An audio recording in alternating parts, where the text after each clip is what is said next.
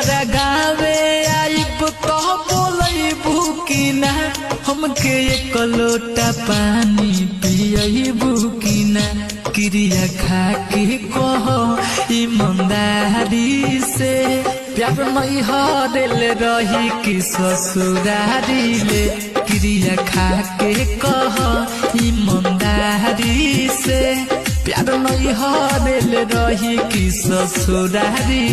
ले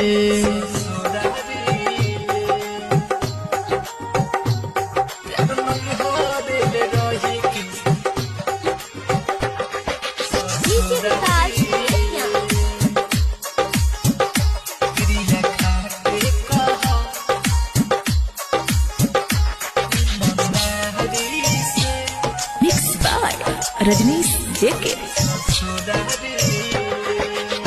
पिया बाके झोल